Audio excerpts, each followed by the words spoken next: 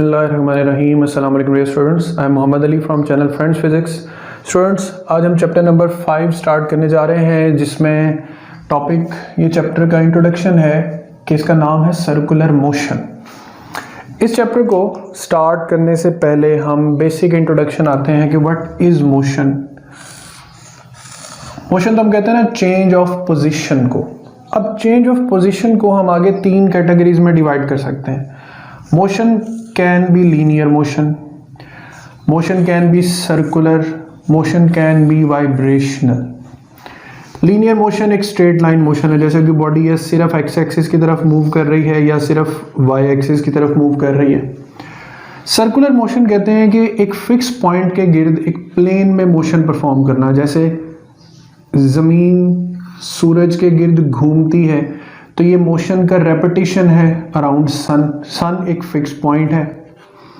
Vibratory motion है तो इसमें टू एंड फ्रो मोशन है बॉडी का, again at a mean position. मिलता जुलता है सर्कुलर से, फर्क सिर्फ इतना कि ये लॉन्ग अ लाइन रिपीट होता है, ये एक प्लेन में रिपीट होता है।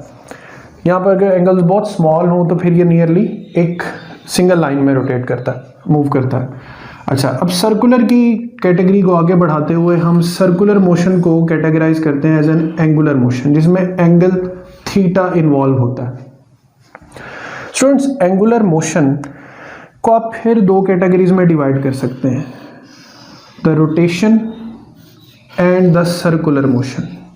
अब ये 2 वर्ड्स हम मोस्ट प्रोबेबली कॉमनली सुनते हैं, तो what is the difference between rotation and a circular motion.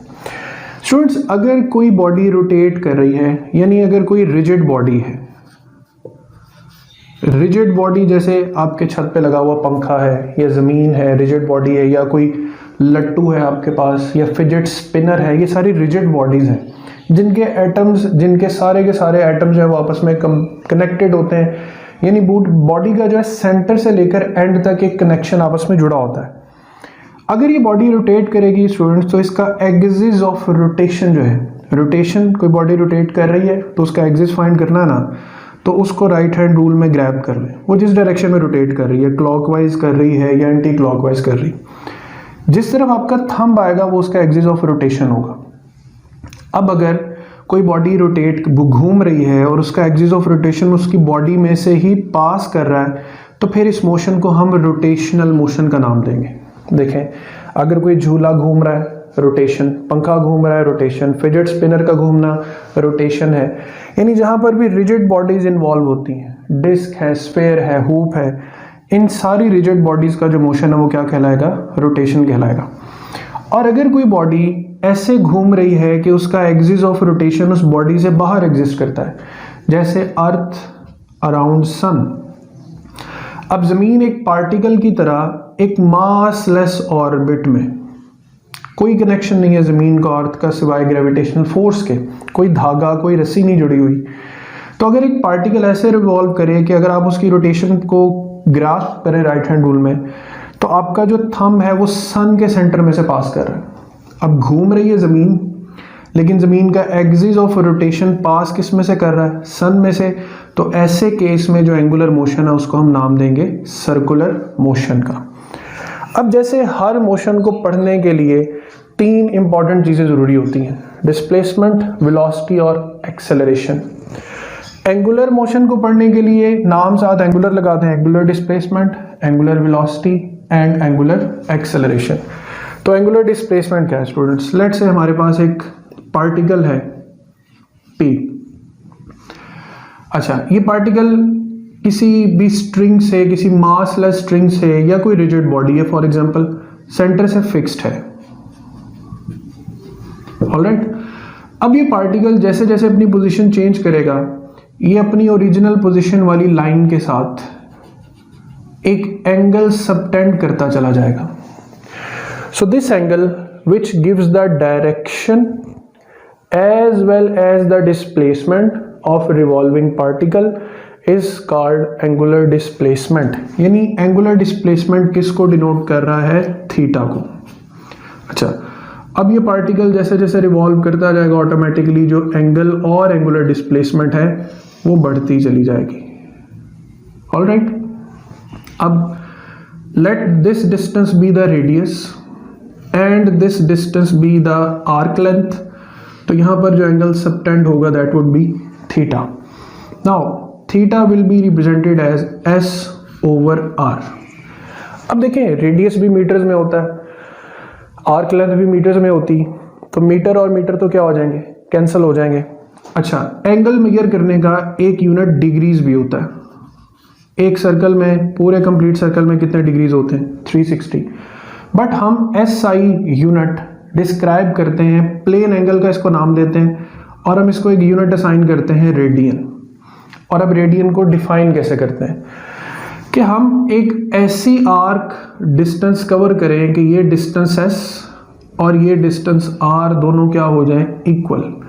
यानी S और R अगर इक्वल हो जाए तो फिर theta is described as S over R radians. यानी यहाँ पर बनने वाला एंगल फिर क्या कहलाएगा, 1 रेडियन. अच्छा, अब ये जानने के लिए कि पूरा सर्कल कितने रेडियंस में होता है, तो पूरे सर्कल की इंफॉर्मेशन लिखते हैं. पूरा सर्कल 2 पाई रेडियंस के इक्वल होता है. 2, पहले तो सर्कमफेरेंस पे आ जाए, पूरे सर्कल का सर्कमफेरेंस S क्या हो जाएगा, 2 पाई R. ये डिवाइड किस पे हो रहा है, R पे, साथ क्या लिखा जाएगा, रेडियन. तो theta is equal to 2 pi radians. अच्छा, दूसरी तरफ जैसे ये ना कंप्लीट सर्कल के लिए रेडियंस में है 2 पाई रेडियंस, तो कंप्लीट सर्कल डिग्रीज में कितना होता है, 360 डिग्रीज. तो अब देखें, आप लिख सकते हैं 360 degrees is equal to 2 pi radians, and from here you can simply write that 1 degree is equal to pi over 180 radians. Students, ये वो रिलेशन है जिसकी मदद से आप किसी भी अमाउंट ऑफ डिग्री को रेडियंस में चेंज कर सकते हैं. जैसे मुझे ये जानना है कि 90 डिग्री कितने रेडियंस के बराबर होता है, तो मैं दोनों तरफ 90 से मल्टीप्लाई कर दूंगा. अब 90 डिग्री आ जाएगा इधर, और 90 और 2 पाई बाई 2 रेडियंस आ जाएगा. All clear. अच्छा, इसी तरह अगर मुझे ये जानना है कि 1 डिग्री कितने रेडियंस के बराबर है, तो मैं यहाँ पर simple 2 pi radians is equal to 360 degrees लिखूंगा. तो यहाँ से मुझे अगर जानना है 1 रेडियन कितने डिग्रीज के इक्वल होता है, तो 360 को 360 इसको 2 पाई यानी 2 इंटू 3.14 से डिवाइड करना है. तो स्टूडेंट्स 1 रेडियन की वैल्यू आती है 57.3 डिग्रीज. और अगर आपने ये जानना हो कि 1 डिग्री कितने रेडियंस के बराबर होता है, तो 1 degree is equal to 0.0174 radians. ये दोनों इंफॉर्मेशन जो है स्टूडेंट्स, ये MCQ बेस्ड इंफॉर्मेशन है. अच्छा, अब अगली बात, ये क्वांटिटी स्केलर है या वेक्टर है. अगर आप बहुत छोटे छोटे इंटरवल्स पे थीटा को जज कर रहे हैं, यानी little displacements have been covered, अगर आप बहुत छोटे पैमाने पे डिस्प्लेसमेंट ले रहे हैं, तो for a very small value theta is considered to be a vector quantity. But for a large value it might not be considered as a vector. उसकी जो एक्सप्लेनेशन है वो आगे मैं नेक्स्ट लेक्चर्स में देता हूँ. तो ये हो गया एंगुलर डिस्प्लेसमेंट, कि जैसे जैसे पार्टिकल ने जहां से मोशन स्टार्ट किया है, ये उस जगह से पूरा एंगल सबटेंड करता जाएगा. यानी अगर पार्टिकल इस जगह पर आ गया है तो ये एंगल कवरेज है, पार्टिकल इस जगह पर आ गया है तो ये एंगल कवरेज है. ऑलराइट, फिर जो नंबर ऑफ रेवोल्यूशंस हैं, एक रेवोल्यूशन 2 पाई रेडियंस है. n रेवोल्यूशंस का मतलब है 2 पाई RN रेवोल्यूशंस. ये 2 पाई RN रेडियंस कर सकते हैं इसको. ऑलराइट. अच्छा, अब आते हैं नेक्स्ट क्वांटिटी एंगुलर वेलोसिटी पर. देखें, अब यहां पर स्टूडेंट्स एक पार्टिकल मूव करना शुरू करता है और वो सर्कल कंप्लीट कर लेता है, फॉर एग्जांपल 1 सेकेंड में. एक पार्टिकल उससे थोड़ा सा ज्यादा स्पीड से ट्रेवल करता है और वो कवर कर लेता है पूरा सर्कल 0.5 सेकेंड में. इसका मतलब है कि वो डिस्प्लेसमेंट को चेंज कर रहा है विद रिस्पेक्ट टू टाइम. तो हम कहते हैं कि average angular velocity is the rate of change of angular displacement with respect to time. कि एंगुलर वेलोसिटी क्या है कि कोई पार्टिकल कितनी जल्दी अपना सर्कल कंप्लीट करता है या कितनी देर से कंप्लीट करता है। यानी दो ही बॉडीज एट अ टाइम अगर घूम रही हैं तो हो सकता है एक बॉडी ने अपना चक्कर पहले कंप्लीट कर लिया और एक ने बाद में, तो दोनों में किस चीज का फर्क है? एंगुलर वेलोसिटी का। ये हो गया एवरेज। एक होता है instantaneous. Instantaneous for a very short interval of time, that limit delta T approaches to zero del theta by del t। इसको आप सिंपल यूं पढ़ सकते हैं कि angular velocity in a very shortest interval of time that is said to be instantaneous angular velocity. यहां से दो एमसीक्यूज बनते हैं students. The angular velocity will be uniform if instantaneous angular velocity is equal to average and angular velocity will be non uniform if instantaneous is not equal to average। ठीक है, यानी for example के एक particle की एक second में angular velocity 20 radians पर second है और 60 सेकंड्स के बाद भी उसकी 20 रेडियंस पर सेकंड है, तो हम कहेंगे कि उसका इंस्टेंटेनियस और उसका जो एवरेज है वो इक्वल है। यहाँ तक क्लियर? अच्छा, इसके दो यूनिट्स हैं, एक तो थीटा ओवर टाइम से बनता है रेडियन पर सेकंड। फिर हमने कहा कि रेडियंस में रेवोल्यूशंस भी इन्वॉल्व होते हैं, तो अगर हम बहुत ज़्यादा हाई स्पीड मोशंस पे चले जाएं, जैसे गाड़ी का पहिए का घूमना है, तो उसमें हम रेडियंस पे बात करेंगे तो वो बहुत ज़्यादा एक हेल्दी किस्म का यूनिट बन जाएगा। तो हम यहाँ पे बात करते हैं रेवोल्यूशंस की, कि जो दो यूनिट्स इसके यूज़ हो सकते हैं, एक रेडियन पर सेकेंड भी यूज़ हो सकता है, ठीक है, और एक यूज़ हो सकता है रेवोल्यूशंस पर मिनट। अब याद रखना है कि SI यूनिट इसका रेडियन पर सेकंड है। रेवोल्यूशन पर मिनट जो है वो हम अपनी आसानी के लिए इस्तेमाल कर सकते हैं, बट कन्वर्जन फैक्टर कि 1 रेवोल्यूशन पर मिनट कितने रेडियंस पर सेकंड के इक्वल है। तो एक रेवोल्यूशन में स्टूडेंट्स कितने रेडियंस होते हैं? 2 पाई रेडियंस। एक मिनट में कितने सेकंड्स होते हैं? 60 सेकंड्स। तो देखें हमने कन्वर्ट कर लिया है रेवोल्यूशंस पर मिनट को किसमें? रेडियंस पर सेकंड में। अच्छा, इसके बाद नेक्स्ट हम इसी को आगे कंटिन्यू करते हैं कि average velocity is equal to theta over time. यहां से एक रिलेशन ये भी याद रखना है कि theta is equal to omega T. ये अक्सर चैप्टर में थीटा की जगह पे ये रिलेशन यूज होता है। तो देखें, पहले तो मैं ओमेगा के आपको कई शेप्स बना के दे दूं। अगर एक पूरी रेवोल्यूशन स्टूडेंट्स कंप्लीट होती, अगर एक कंप्लीट रेवोल्यूशन होती है, तो हम एक पूरी रेवोल्यूशन के लिए थीटा को लिख सकते हैं 2 pi radians divided bye T. अच्छा, इसी तरह एंगुलर वेलोसिटी जो है उसको 2 पाई हो गया 1 ओवर टी जो है, इसको एफ फ्रीक्वेंसी भी लिखा जा सकता है। तो omega can also be written as 2 pi F. एक तो ये चीज होगी। अच्छा, ज्यादा हम कंटिन्यू करेंगे इस चीज को कि average angular velocity for 1 revolution या for n number of revolutions is 2 pi radians divided by time. अच्छा, अब आते हैं हम कॉन्सेप्ट ऑफ क्लॉक पर। देखें, जो क्लॉक नीडल्स हैं वो डिफरेंट स्पीड्स के साथ मगर कांस्टेंट स्पीड्स के साथ रिवॉल्व करती हैं। For example, we have a clock and it got 3 needles, needle 1, needle 2, needle 3। Needle 1 let's say second hand of the clock है, नीडल 2 मिनट हैंड है और नीडल 3 और हैंड ऑफ द क्लॉक है। अब हमने हर नीडल के बारे में ये जानना है कि ये अपना एक रेवोल्यूशन कितनी देर में कंप्लीट करती है। तो अगर हम एंगुलर वेलोसिटी देखें second hand of the clock की, सेकंड वाली सुई। अच्छा, अब आप इमेजिन करें कि आप सेकंड वाली सुई को देख रहे हैं, तो सेकंड वाली जो सुई है ये आपके सामने कितनी देर में वापस उसी जगह पर आ जाएगी? 60 सेकंड्स में। तो आप कहेंगे कि जी second hand of the needle की स्पीड है 2 पाई रेडियंस, उसका एक रेवोल्यूशन, और उसने ये रेवोल्यूशन कितनी देर में पूरा किया? 60 सेकंड्स में। तो students, second hand of the clock की स्पीड कितनी है? 2 पाई रेडियंस बाय 60 सेकंड्स। अब आप देखिए मिनट हैंड वाली सुई को। अगर आप क्लॉक को देखते रहें तो जो मिनट वाली सुई है ये घूम के वापस अपनी जगह पर कितनी देर बाद आएगी, ये आएगी आफ्टर 1 आवर, यानी आफ्टर 60 मिनट्स, यानी आफ्टर 3600 सेकेंड्स। तो इन केस के मिनट हैंड वाली सुई की रफ्तार मेजर करनी है तो ये अपना एक रेवोल्यूशन यानी 2 पाई रेडियंस कितनी देर में कंप्लीट करेगा, 60 मिनट्स मल्टीप्लाई बाय 60 सेकेंड्स। तो देखें दोनों की स्पीड सेम नहीं है, सेकेंड हैंड वाली नीडल की स्पीड ज़्यादा है, उससे 60 गुना तकरीबन कम स्पीड है किसकी, मिनट हैंड वाली सुई की।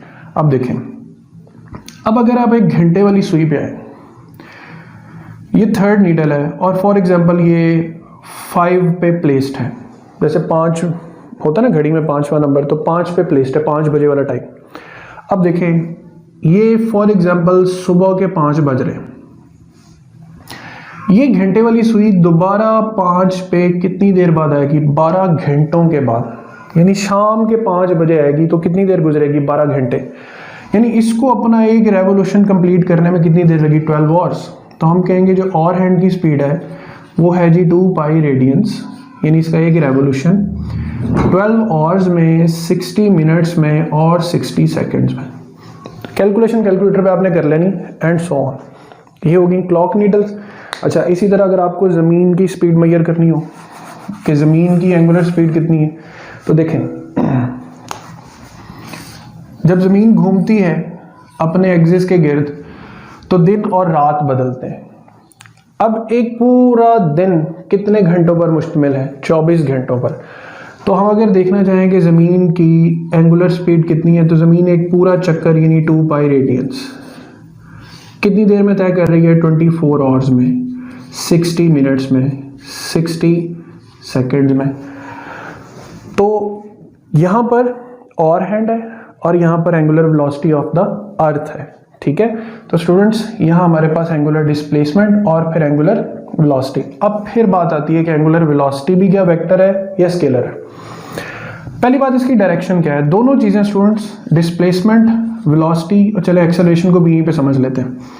बॉडी जिस डायरेक्शन में घूम रही है आपने उसके घूमने की डायरेक्शन में फिंगर्स को कर्ल करना है। आपका थंब डायरेक्शन देगा आपको थीटा, ओमेगा एंड अल्फा की। बॉडी अगर एंटी क्लॉकवाइज घूम रही है तो मोस्टली डायरेक्शंस अपवर्ड है, बॉडी अगर क्लॉकवाइज घूमेगी तो डायरेक्शंस डाउनवर्ड हो जाएंगी। तो anti clockwise rotations are taken as positive and clockwise rotations are taken as negative. अच्छा, इसके बाद अगर हम एंगुलर डिस्प्लेसमेंट के बाद एंगुलर एक्सेलरेशंस पर आए,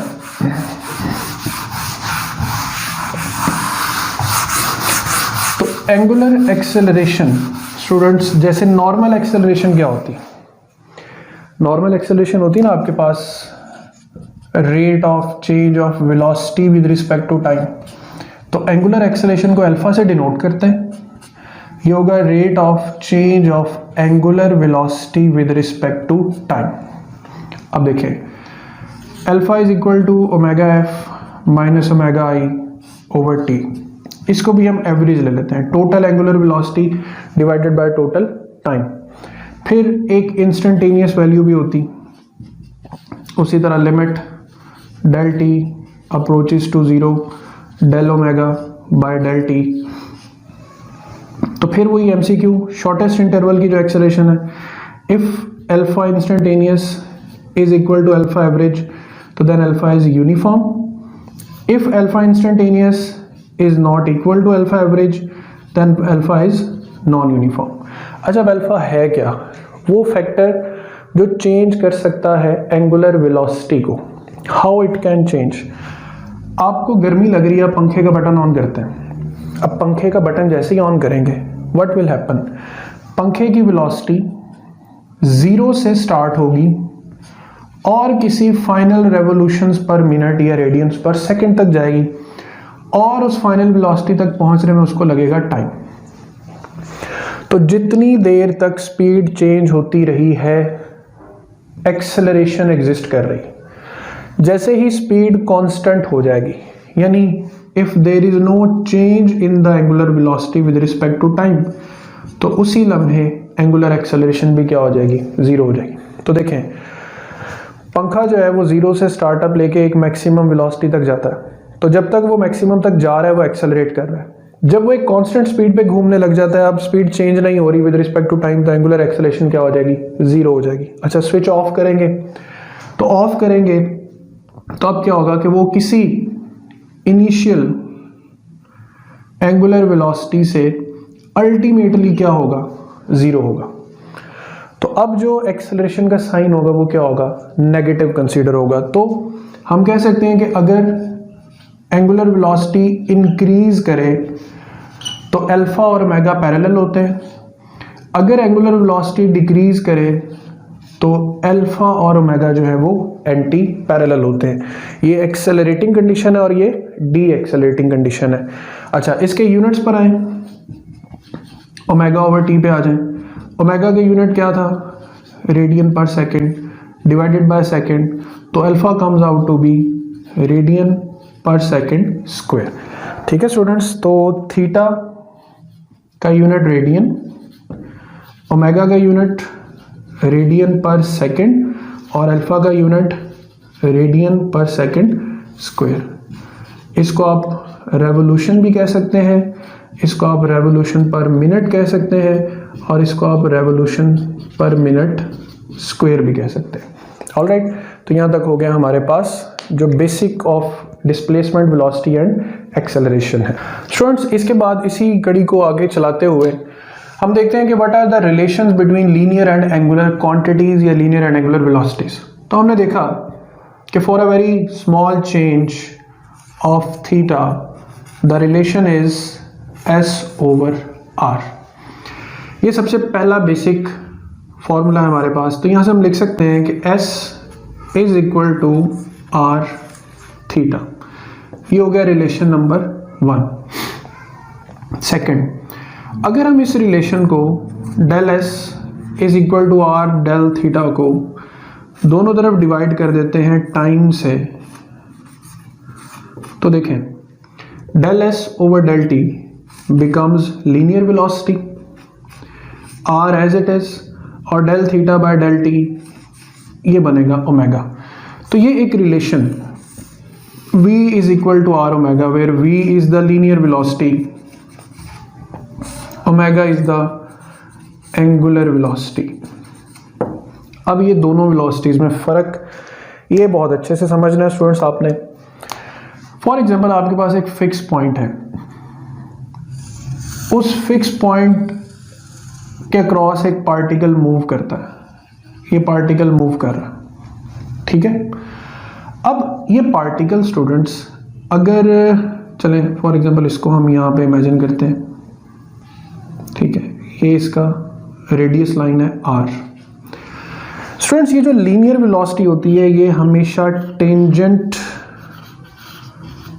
टू द सर्कल होती है। टेंजेंट टू द सर्कल क्या चीज़ होती है, ये सर्कल है, ये वेलोसिटी है। पार्टिकल अगर एंटी क्लॉकवाइज घूम रहा है तो ये टेंजेंट, पार्टिकल अगर क्लॉकवाइज घूम रहा है तो ये टेंजेंट। ये हो गया tangent to the circle. Angular velocity क्या होती है, ये हमेशा along the axis of rotation होती है। यानी ये पार्टिकल जो घूम रहा है ये अगर एंटी क्लॉकवाइज घूम रहा है तो एंटी क्लॉकवाइज डायरेक्शन में आपने अपना राइट हैंड ग्रैब करना है, तो this will be the direction of angular velocity.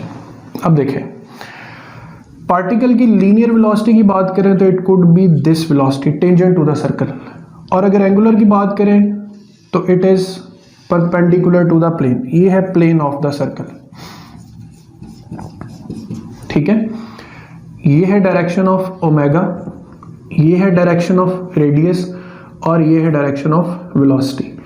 For normal instance velocity perpendicular होती है एंगुलर के, और ये तीनों चीज़ें आपस में एक दूसरे के साथ म्यूचुअली परपेंडिकुलर होती हैं। हाँ, अब देखें यहाँ पर अगर हम इसका एक वेक्टर रिलेशन बनाना चाहें तो ये वेक्टर रिलेशन आपने याद रखना है that v is equal to omega cross r।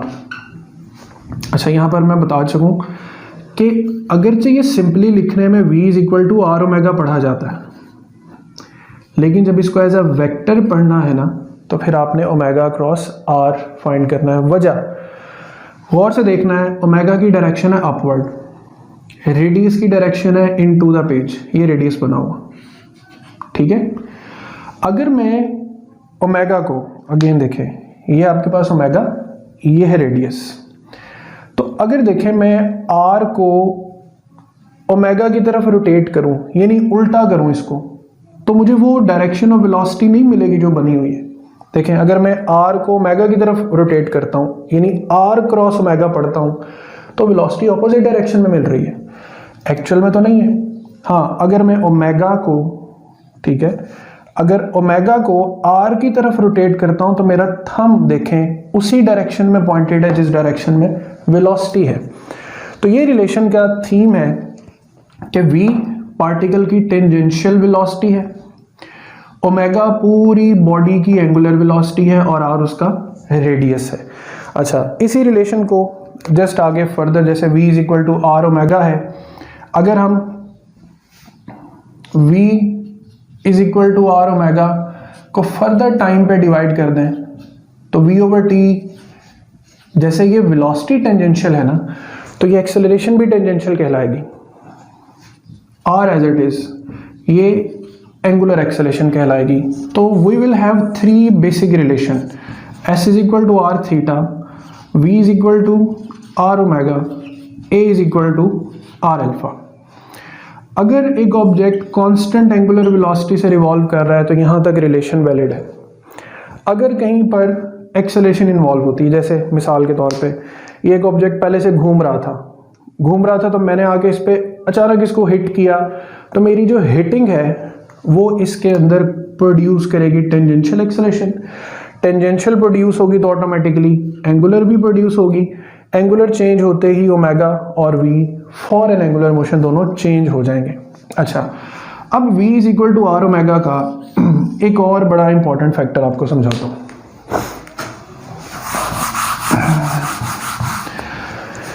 Students, जब कोई बॉडी एंगुलर मोशन परफॉर्म करती है,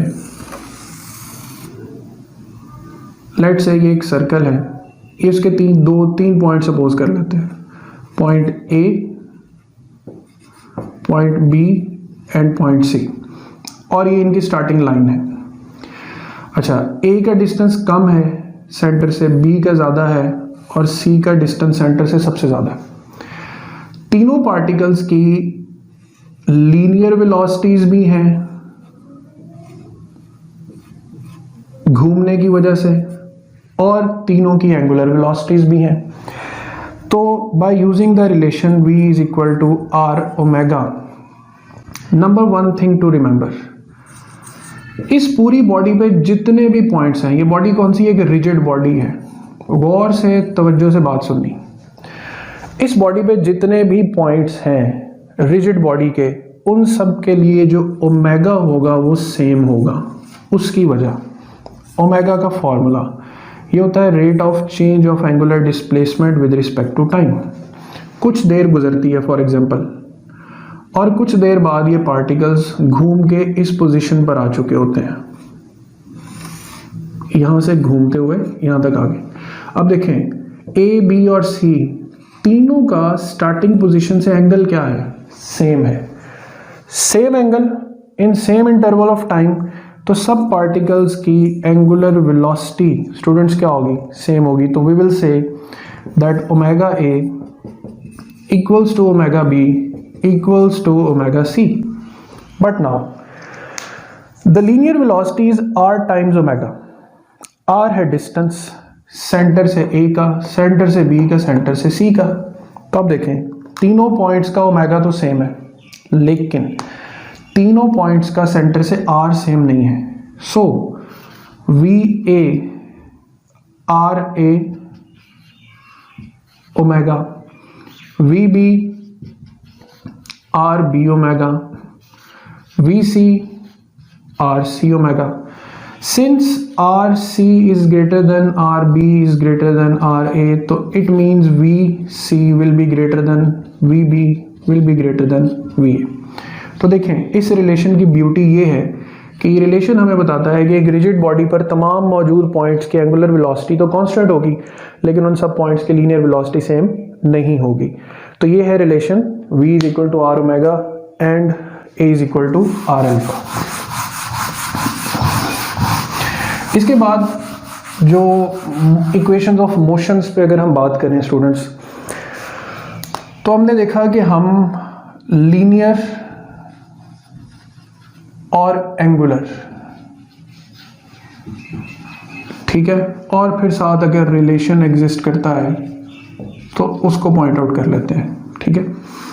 लीनियर क्वांटिटी में जो डिस्प्लेसमेंट है उसको s से और मेजर करते हैं मीटर पर सेकंड में।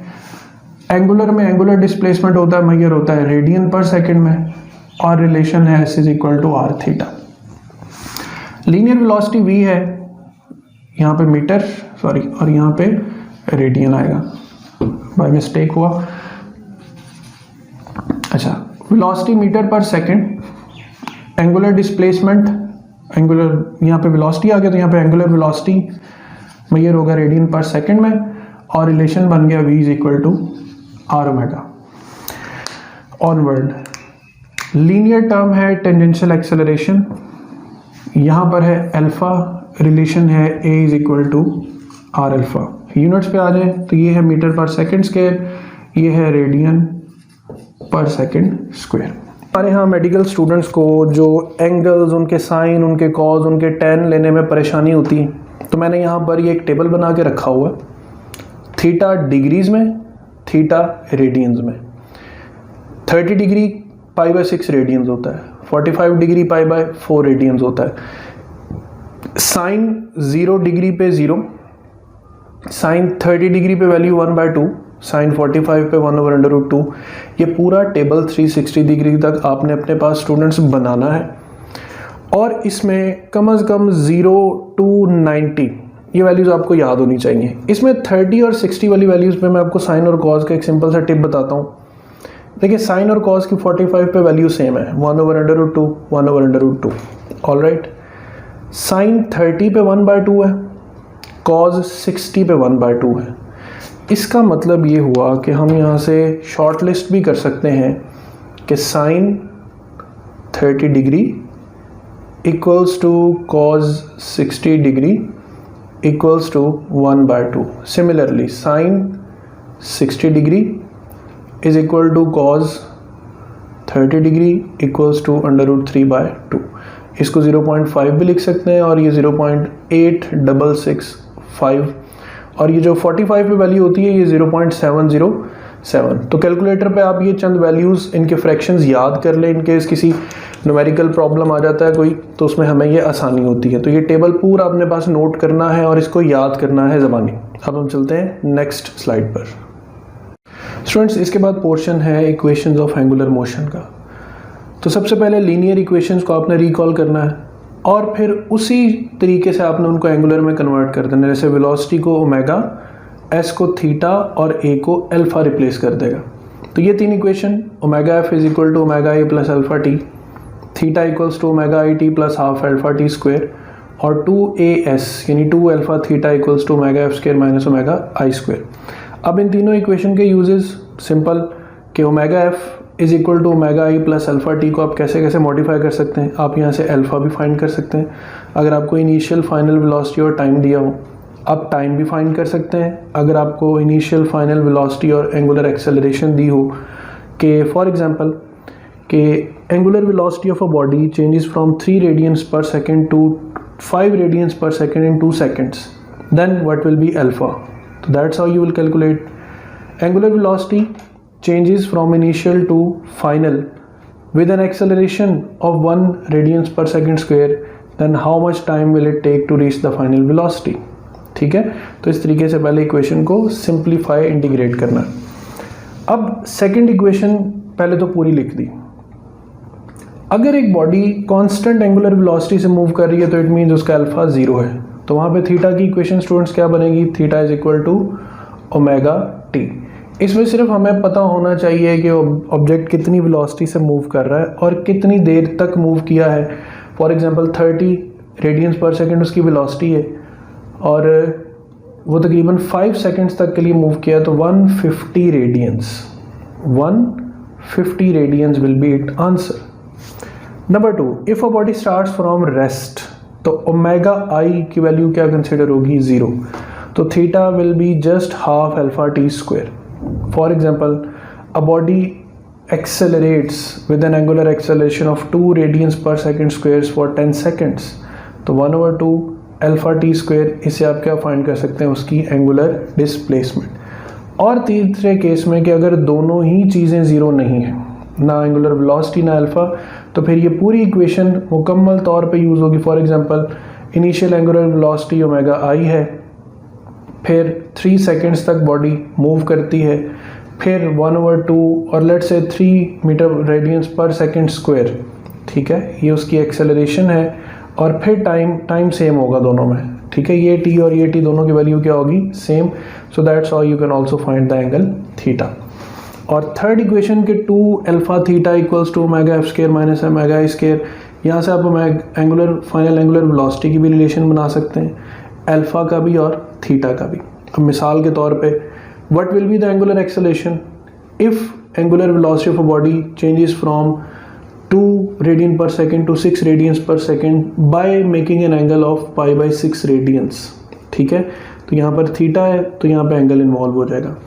और एंगल फाइंड करना हो तो omega f square minus omega i square over 2 alpha, तो 6 square minus 2 square over 2 into let's say alpha की वैल्यू 10 हो जाएगी। अब एक छोटा सा प्रॉब्लम मैं आपको जो है ना वो प्रोवाइड कर रहा हूँ, गौर से सुनना है कि angular velocity of a rotating body changes from initial 10 radians per second to final 20 radians per second at 2 diametrically opposite points of a circle. अब इस वेलोसिटी को चेंज करने के लिए एंगुलर एक्सेलरेशन क्या होगी, ये आंसर आपने निकाल के मुझे प्रोवाइड करना है। कर लेंगे तो वेल एंड गुड, नहीं करेंगे तो मैं इन कमिंग फ्यूचर जो है वो आपको ये सॉल्व करके दे दूंगा। तो इस तरीके में अब आपने करना स्टूडेंट्स की इस लेक्चर को सुन के, एक तो आपने अपनी फर्स्ट एग्जांपल सॉल्व करनी, ठीक है, जो एंगुलर वेलोसिटीज़ है जो मैंने डिफरेंट क्लॉक नीडल्स की बताई हैं उन्हें अच्छे तरीके से याद करना है। इक्वेशंस ऑफ मोशंस सॉल्व करने के लिए you must focus on the data of the question, ठीक है, कुछ क्वेश्चंस डिस्कस भी कर लेंगे हम। और फिर उसके बाद आपने फर्स्ट 2 न्यूमेरिकल्स, ठीक है, ये लाजमी परफॉर्म करना है। तो ये आज का बेसिक्स ऑफ सर्कुलर मोशन का लेक्चर है, ठीक है। अगले लेक्चर में जल्द हाजिर होंगे, अपना ख्याल रखिएगा, अल्लाह हाफिज़।